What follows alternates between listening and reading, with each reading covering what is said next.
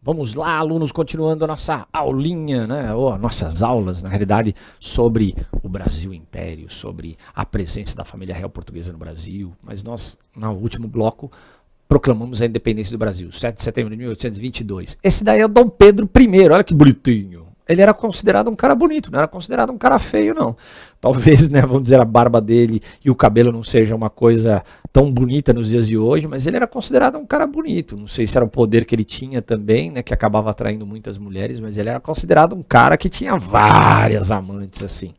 O Dom Pedro I, então, foi o cara que proclamou a independência do Brasil, né, e ele vai começar a governar o Brasil, ele vai ter vários problemas aqui no Brasil, né, políticos, né, assim. Ele não vai ficar muito tempo no governo brasileiro. Então, em 22, ele proclama a independência, em 1822, se torna o primeiro imperador do Brasil, né, Dom Pedro I, e ele vai governar até 1831, ou seja, ele não governou tanto tempo não, 9 anos. Mas, vamos dizer ali, logo depois que que Dom Pedro proclama a independência, ele vai organizar o Brasil, vai tentar, vamos dizer, continuar, manter a organização do Brasil, só que, obviamente, muitas pessoas não vão aceitar aquilo que o Dom Pedro impôs. Lembra que eu falei para vocês? Uma constituição que era uma constituição absolutista, né? Ele tinha um poder moderador, que o poder dele estava acima de todos os outros poderes. Então, algumas regiões do Brasil não aceitaram, vamos dizer, essas imposições de Dom Pedro. Vamos dizer assim, a revolta, né, que foi mais importante desse período foi a Confederação do Equador, que ela estourou em 1824. A Confederação do Equador, eles criticavam muito o absolutismo do Dom Pedro. Eu até coloquei aqui para vocês, ó, os revoltosos, eles criticavam esse absolutismo do Dom Pedro I. E ela vai estourar em Pernambuco e depois vai se espalhar por outros, vamos dizer, naquela época, províncias, hoje, estados brasileiros. Então, Pernambuco, Rio Grande do Norte, se não me engano, Ceará, Alagoas, por isso Confederação Paraíba, Confederação do Equador. Essas províncias, hoje a gente chama de estados, elas se uniram contra o governo federal. Aí o Dom Pedro pegou e falou, pô, isso não pode acontecer, os caras não podem, né, fazer uma revolta e ficar por isso mesmo, porque os revoltosos, olha lá, eles queriam a proclamação de uma república no Brasil, e eles criticavam muito o absolutismo de Dom Pedro I. Há divergências entre os historiadores sobre o que queriam de fato, né, os confederados ali. Se eles queriam, por exemplo, a independência do Nordeste brasileiro. Até hoje não é comprovado que eles queriam. Né? Então você tem outras províncias aderiram à revolta, como eu falei para vocês, né, Rio Grande do Norte, Paraíba. Os dois principais líderes dessa confederação do Equador, dessa revolta, os principais líderes foi Cipriano Barata e o Frei Caneca. O Cipriano Barata, que havia já participado da Revolução Pernambucana de 1817, Frei Caneca também tinha se envolvido também, então eram caras que já tinham um envolvimento político muito grande. Frei Caneca também era um outro líder, também Frei, ele era um religioso, um outro líder muito importante também. Essa revolta, essa confederação do Equador foi a que ganhou maior amplitude. O Dom Pedro ele acabou contratando uma marinha mercenária, Lord Cochrane, comandante Taylor, até mesmo o francês Labatut, e aí ele manda vamos dizer, esses marinheiros que foram contratados, né, eram mercenários, porque o Brasil não tinha uma marinha, ele tinha acabado de se tornar independente, né, ele contratou esses mercenários chegaram a bombardear, se eu não me engano, até a cidade de Recife, o Lord Cochrane até, para poder sufocar essa confederação, essa revolta da Confederação do Equador. E realmente acabou sufocando, né, a Confederação do Equador. O Frei Caneca, o Cipriano Barata conseguiu, se não me engano, conseguiu fugir, o Frei Caneca acabou sendo fuzilado. Tem uma gravura que mostra ele preso num tronco, né, no momento antes, é gravura, tá pessoal, não é foto, momento antes ali dele ser fuzilado. Foi sufocada totalmente, porque o Dom Pedro ele tinha medo que aquela região pudesse fazer com que ocorresse uma revolta ainda maior e o Brasil, né, vamos dizer assim, se fragmentasse, que nem se fragmentou a América Espanhola. Você tem desde o México até o Chile, era tudo da Espanha, foi se fragmentando, né? México, Honduras, Guatemala, Cuba, Colômbia, Venezuela, Equador, né? Vários países ali. No mesmo período que o Dom Pedro estava governando o Brasil, Dom Pedro I, estourou a Guerra da Cisplatina. O Uruguai, que fica ao sul do Brasil, fica ao sul do Rio Grande do Sul, o Uruguai era brasileiro, se chamava Província Cisplatina. E o Uruguai acabou estourando uma revolta lá, o Uruguai queria sua independência. O governo brasileiro naquela época não queria a independência da Cisplatina, acabou mandando soldados para lá, mas o Brasil perdeu essa guerra, foi a Guerra da Cisplatina. Em 1828, o Uruguai se tornou independente, com o nome de Banda Oriental do Uruguai. 1828, Banda Oriental do Uruguai. Oriental em relação ao Rio da Prata, né? Mas o Uruguai acabou se tornando independente em 1828. Eu não vou entrar em detalhes, a Argentina está nesse meio aí também, viu? Tem muita gente que acha que a gente não gosta de Argentina por causa do futebol, mas não é por causa disso, não. Por causa da Cisplatina, a Guerra da Cisplatina. Por quê? Porque os argentinos queriam anexar o Uruguai era do Brasil. Então os argentinos apoiaram o Uruguai na sua independência, porque depois eles queriam anexar o Uruguai, depois que o Uruguai se tornasse independente.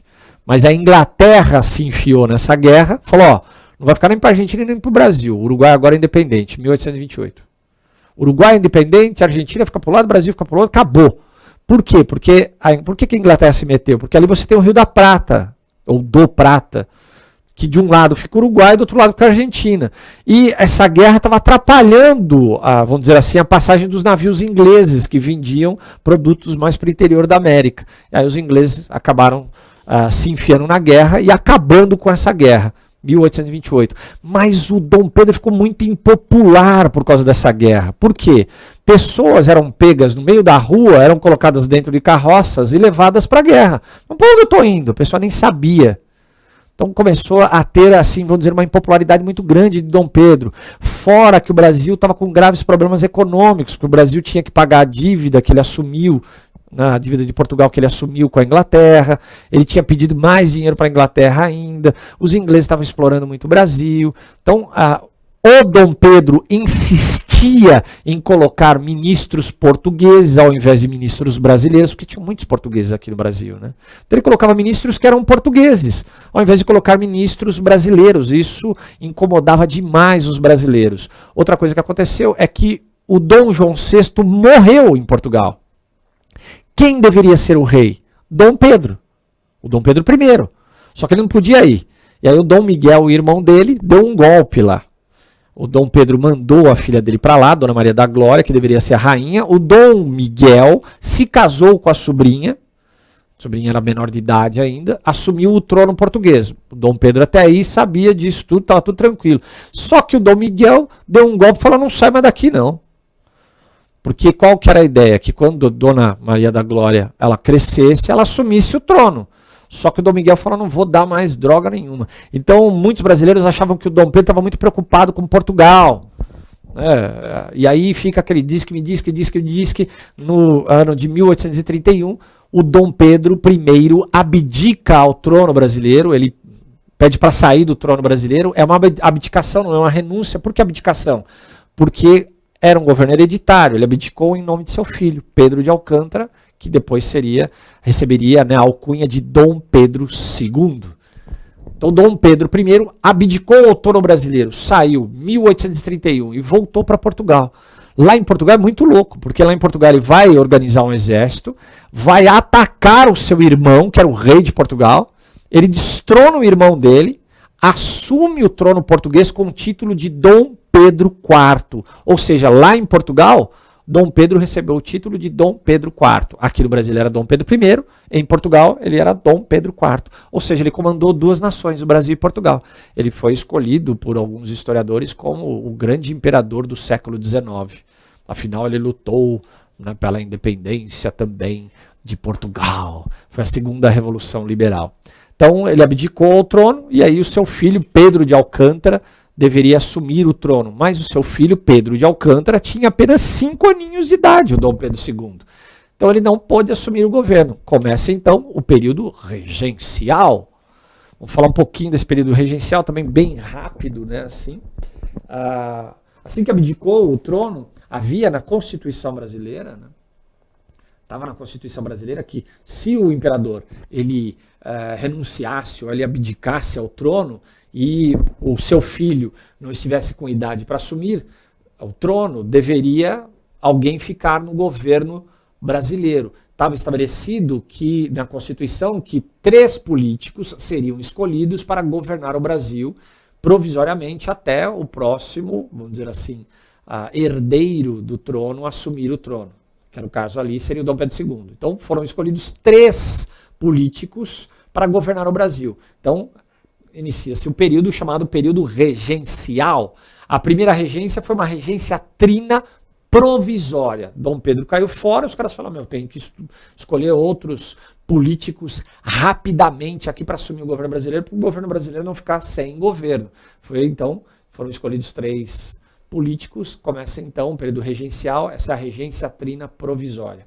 Passou um tempo, eles escolheram outros 3 políticos. Na realidade, eles ainda mantiveram um da trina provisória e escolheram mais 2. Aí seria a regência trina permanente.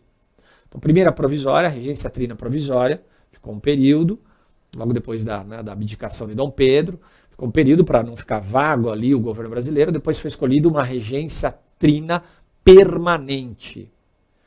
Porém, vamos dizer, esse governo de 3 pessoas não estava dando muito certo, havia divergências de pensamentos, não estava dando muito certo. É aí que eles resolvem mudar a Constituição brasileira e ao invés de ser uma regência trina, passou a ser uma regência una. E o primeiro regente escolhido foi regente Feijó. A primeira regência una, o primeiro regente escolhido foi o regente Feijó. Então você teve regência trina provisória, depois regência trina permanente. Depois eles mudaram a Constituição brasileira e veio a regência una. E o primeiro, vamos dizer ali, político escolhido foi Feijó, regente Feijó. O regente Feijó, ele começou a tomar uma série de medidas que eram medidas que começaram a incomodar alguns políticos. O regente Feijó, ele começou a dar muita autonomia às províncias. Províncias seria mais ou menos o que hoje são os estados, tá, pessoal? Só que naquela época se chamava províncias. E o regente Feijó começou a dar muita autonomia para as províncias. Resolve você aí, não precisa perguntar aqui para o governo central, não, resolve você ali. Ou seja, ele descentralizou o poder. Isso começou a incomodar uma elite política dentro do Brasil. Essa elite começou a reclamar pra caramba. Pô, o Feijó ele tá dando muita liberdade, não pode dar liberdade, não. E aí, então, começa a ser muito criticado. Então, ele deu autonomia para as províncias e isso começou a gerar uma oposição muito grande ao governo dele. A política naquele momento, a política brasileira ficou dividida, os políticos brasileiros acabaram ficando divididos em progressistas que apoiavam o regente Feijó, os progressistas, eles apoiavam aqui o regente Feijó, afinal era um governo mais progressista, dando autonomia para as províncias, então os progressistas apoiavam o regente Feijó, e você tinha os regressistas que não queriam essa forma de governo, eles queriam um governo mais centralizado, sem autonomia para as províncias. Então, esses oposicionistas, eles começaram a pressionar, até que o regente Feijó, ele renunciou. Mas antes de renunciar, ele fez o próximo regente. Ele acabou meio que, vamos dizer, manipulando politicamente algumas situações e acabou fazendo com que assumisse o cargo de regente Araújo Lima. Então você teve regência trina provisória, depois regência trina permanente. Eu nem falei o nome dos caras para vocês não se confundirem, só falei da regência una. Então regência trina provisória, depois regência trina permanente. Aí mudaram a Constituição brasileira. Regência una, primeiro regente Feijó. Ele renuncia em 1837. Quem assume o outro regente dessa regência una, o regente era Araújo Lima. Então, regência trina provisória, regência trina permanente, regência una de Feijó e regência una de Araújo Lima. No outro bloco a gente fala um pouquinho mais desse período regencial, a gente já entra no Segundo Império também, até o outro bloco.